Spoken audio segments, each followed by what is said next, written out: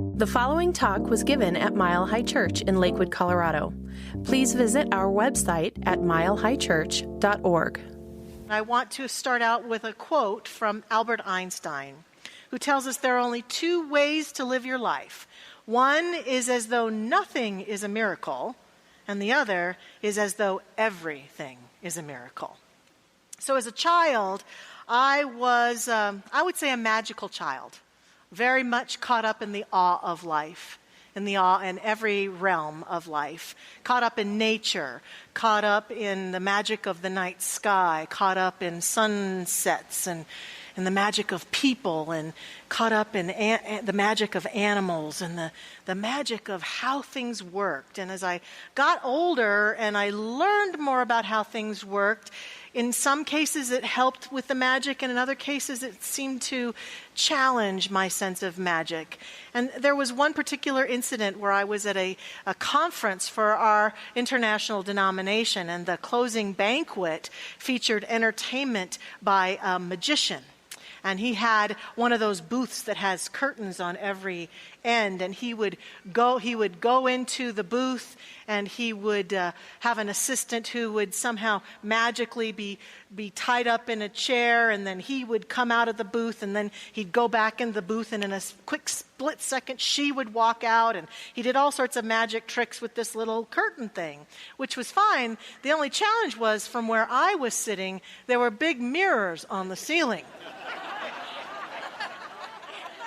And I could see how he did it all. It was just every trick revealed, and every way that seemed so magical just completely disappointed me. And I was really triggered by that. I really was disappointed, because part of the magic is not knowing how they do the trick. And there I couldn't stop watching. I just couldn't take my eyes off of it. And so I had to process that a lot and deal with, how is it that I can stay connected to magic when I know how things worked? And that's what I want to talk about today. The magic, the mystery, and the miracles of life. How we can stay connected to that aspect of us, no matter how smart we are, no matter how much we think we know. And so I think it would be really great for us to do something really special today, which is, let's start off with a magic trick. Yes, so I have invited local magician and magical life coach, Rick Finbow, to join us, and I'm his assistant, Rick Finbow.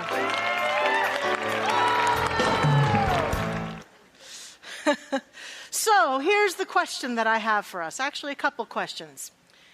Was Rick able to complete those magic tricks because he is favored by the gods?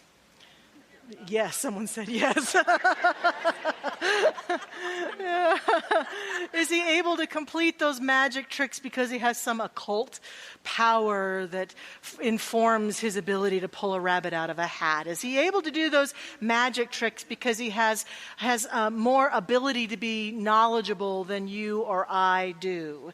The answer to all those questions is no. And our founder, Ernest Holmes, talked to us a lot about having a morbid sense of superstition, and how we tend to think that the way this universe works is somehow it favors certain people, that there are certain people who are fortunate, who have good in their life, who have love, or who have health or well-being or abundance because they are favored, they are special, they know some power that you or I don't have access to.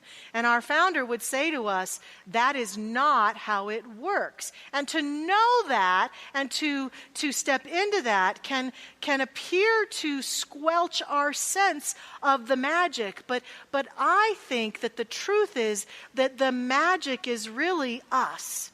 And so I want to start with the magic of me. the magic of me. Here's what we know is true. We believe that there is a creative process, a law that some call the law of attraction, that does work in our consciousness, that does replicate in our world that which we are giving attention to, that which we are consistently believing in, that which we are giving energy to, that which we are speaking about and saying over and over again, that this creative process moves forward in our life and creates for us. And it can seem magical, but the reality is that each one of us can do conscious and conscientious work in our lives to interact with this law, this energy, to create that which we want to create. Rick can do magic because he has the courage to study how the trick goes, to practice the trick, and then to get in the playing field and show up in front of a group of people and attempt to get it right, knowing full well that he might mess up, that he might not do the trick right, or he might reveal some way that it's done. But he takes the risk to get up in front of people and to live life out loud like that. And you and I are exactly the same when it comes to creating the life that we want to create. It's not that it happens through some magic. It happens because we show up. It happens because we pay attention and place our awareness upon that which we would most like to experience. It happens because we study about how the law works, and it happens because we do our inner sacred work.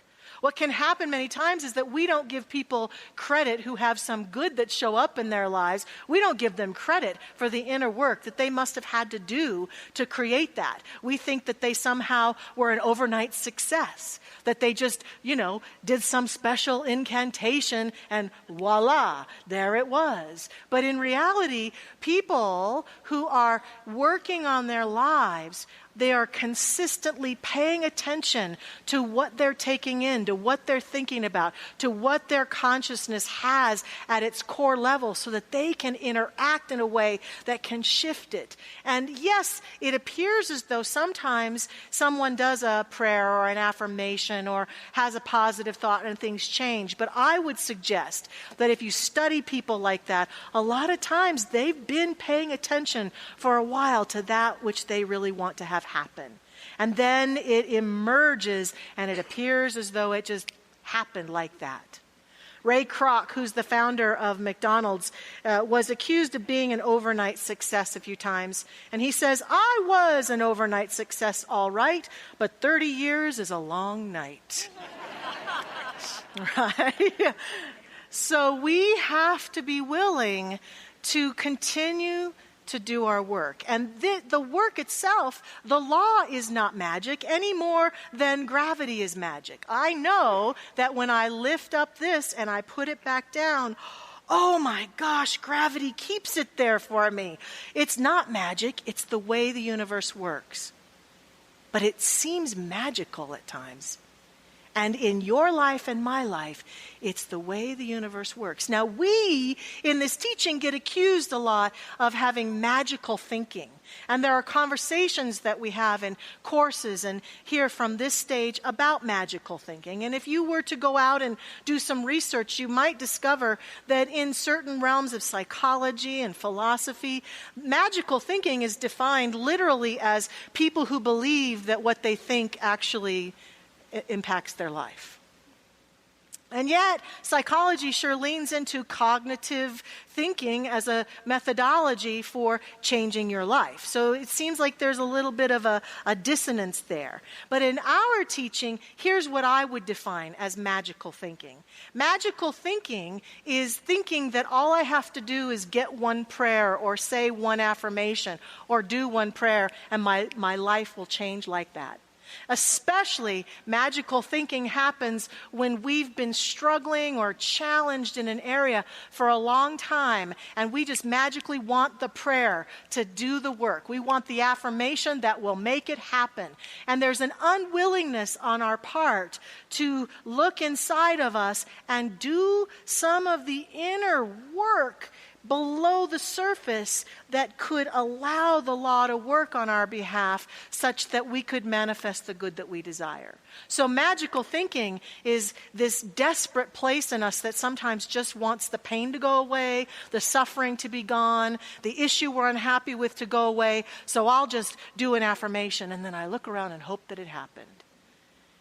And while I say every prayer and every affirmation helps, I want us today to understand that part of the magic of creating the life we want to create is the diligence and the willingness to continue to look at ourselves, to pay attention to what it is that we're giving energy to in our life, individually and collectively.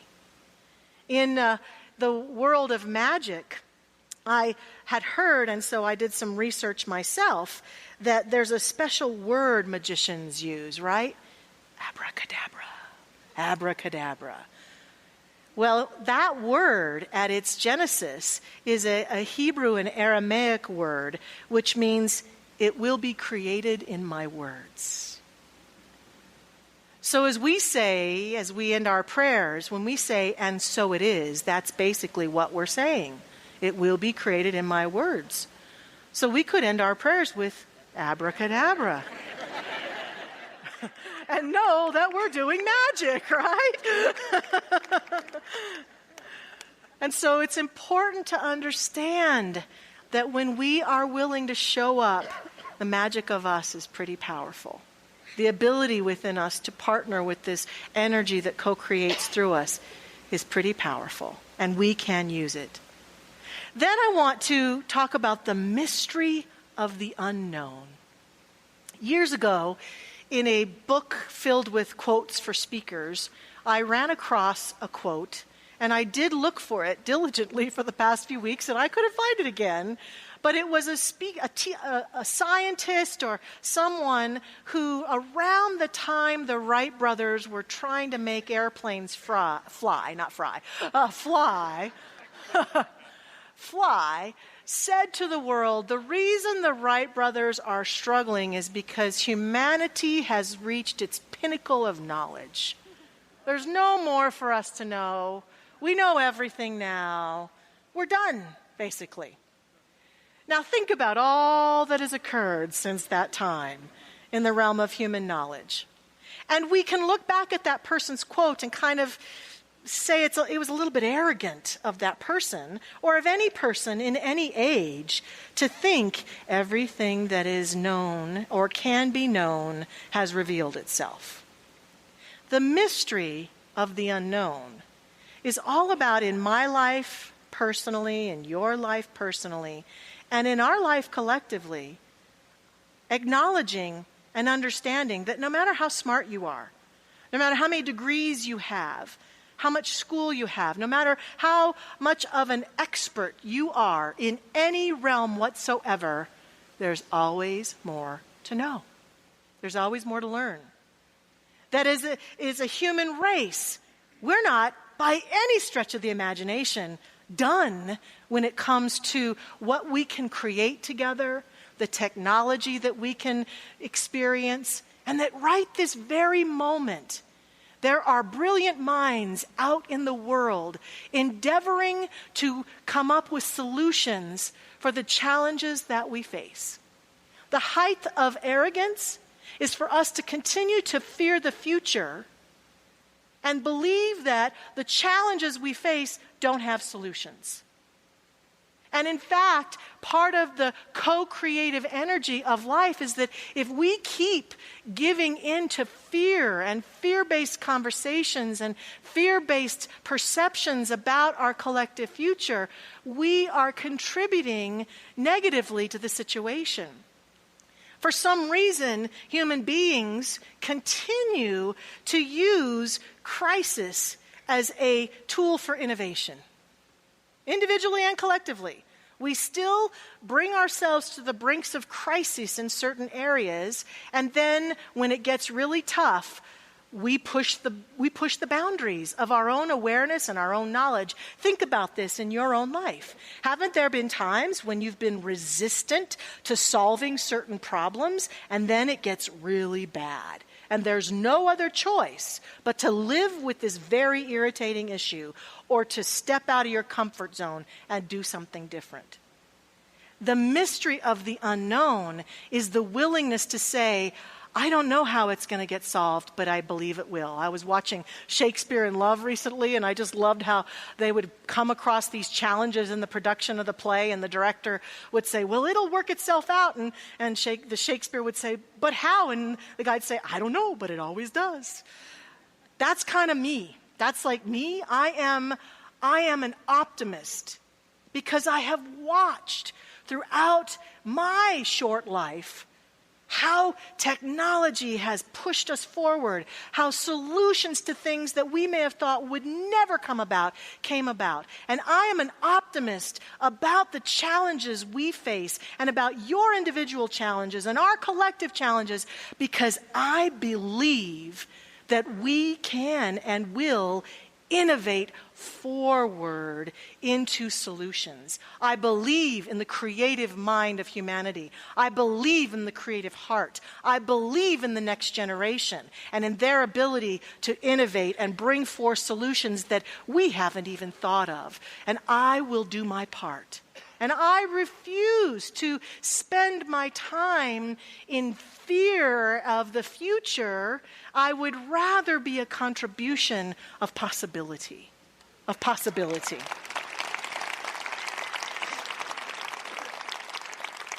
For me, what that means is I do my part. I do my part with regards to the challenges that I see in the world. I choose to treat every person with respect, and I choose to stand for the rights of every being on this planet. I choose to be a good steward of our beautiful earth. I choose to take care of myself and my family and people in my life compassionately and with great love. I choose to do what's mine to do, and what's mine to do, I know and will never stop. Mine is to remind anyone in my circle to be courageous and inspired about the future that we share together, so that we can stand together in possibility, even though we can honestly look at certain problems and say, I don't know how we're going to solve that. I don't know how we're going to fix that. I don't know. But the mystery of the unknown can call us forward, can inspire us. Buckminster Fuller said to us, the more we learn, the more we realize how little we know. And I think that's true of us. And the last part of this possibility, this day, is miraculous woo-woo. They could really call me Reverend Dr. Woo-Woo, possibly. Because I'll tell you, in my years of being here, in this teaching, and in my years of being a minister, I have seen woo-woo things. I have seen the unexplainable happen in people's lives. I have seen the unexplainable happen in the life we share together. And what I love about the unexplainable woo-woo is that it takes this intellectual mind that thinks it's the bomb, and it brings it down. And it causes me to step into my heart and into my soul and go, wow, there's a lot more to life than I realize. One of the most woo-woo stories that has happened in the last few years was a number of years ago in 2014. My husband, who's a very smart man, very sweet man, and extremely intelligent, one of the most smart people I've ever known in my life. I think he's a genius. He's in IT. He's very technical. He solves problems left and right. He's a great problem solver and very proud of his intellectual mind. And his beloved sister Susan made her transition into the next plane of existence. And he was faced with grieving her loss, and it was very sad, and we were all very sad as we walked with her in that journey. And Ken, my husband, decided to take a class that I was teaching after Susan made her transition. The class was The Magic of the Soul. And in one of the classes, I knew this might trigger him in some way, but I didn't change it because it was in the curriculum. It was a meditation where the students were invited to go within and feel the presence of someone who'd gone beyond into the next realm, coming forward and communicating with them. Well, after the class, my husband was visually shaken from this experience. And he said to me, I don't want to talk about it. I'm not ready to talk about it. And I said, okay, that's fine. And we went home that night and went to bed. And in the front of our house, we had an old SUV parked that was my teenage son's car. And he was learning to drive in it, and it was sitting out there. And after we fell asleep, all of a sudden, the alarm went off on the car. And so Ken got up, and we got the fob, and we went to the window. Now, in this car, it's a very old car, and there's a radio, and the only way you can play the radio is once you get in and turn the car on, you have to turn the radio on. And then when you turn the car off, you have to turn the radio off. Well, as we stood in the window with the fob in our hand, I said to Ken, the radio is on. And it had this blue light, and it would shine into the car. And he said, that's really weird. And he hit the alarm, and the alarm went off, and the radio went off. And we went, okay. And we went back to bed. About 20 minutes later, the alarm goes off. And my husband this time gets up, puts on some clothes and shoes, stomps out the door saying some very spiritual words as he walked out the door. And I went to the window. He had the fob in hand, and he stomps up to the car, and he opens the car. The radio is on again, and he sits down in the car, and he just looks at the radio. And I saw the look on his face. He was just stunned. And he pushed the button and turned the radio off, and he came back in the house, and he said, okay, I'm ready to tell you what happened. So that night in class, his sister had come to him in his meditation, which at first he thought, being an intellectual was just his imagination. And she reminded him in this meditation of a song that was special between them. Something's always there to remind me. And when he went out to the car, guess what song was playing on the radio? Yeah. Gave me chills then, brings me to tears. And he came back in. And what I remember us talking about was this aspect of him that had to go beyond his intellect to say that the experience that he just had did not make any sense from a logical standpoint. The car had never had the alarm go off like that, and it never did it again. And the feeling that we both had was Susan is okay. She's fine. And she was communicating with her beloved brother to let him know. Miraculous woo-woo. We have to surrender to it, right? It is what it is. In the book, The Questions and Answers of the Science of Mind, our founder, Ernest Holmes, says, a miracle is merely something we are not accustomed to seeing or experiencing. In reality, there are no miracles, for what seems to be a miracle is but a supremely natural law. That's why I call miracles normicals. They are normal. They're the normal experience of everyday life. And just like what Einstein said, I believe that everything is a miracle and that miracles are everywhere. And what magic and mystery and miracles do is they help us recapture awe.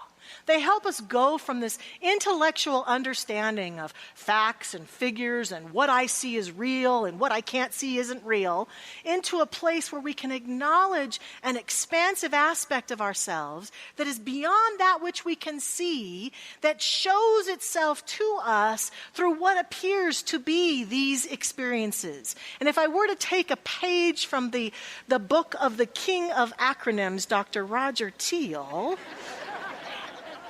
I would say that awe stands for actually willing to evolve. Actually willing to evolve. Because what I will tell you is that I don't see those of us who cling to intellectual pursuits, who cling to our fear, evolving. We don't. We evolve when we surrender that, make the intellectual part of our lives a part of our experience, certainly, and evolve ourselves into a place where awe is a part of our daily experience.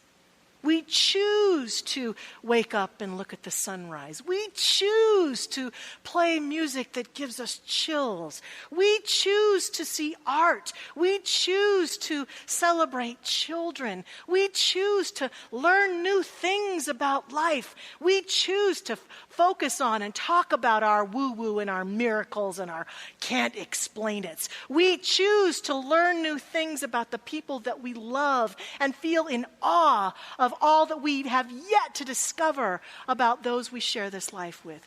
We choose awe because we choose to evolve and to continue to step forward into the greater experience of our soul manifested here as us.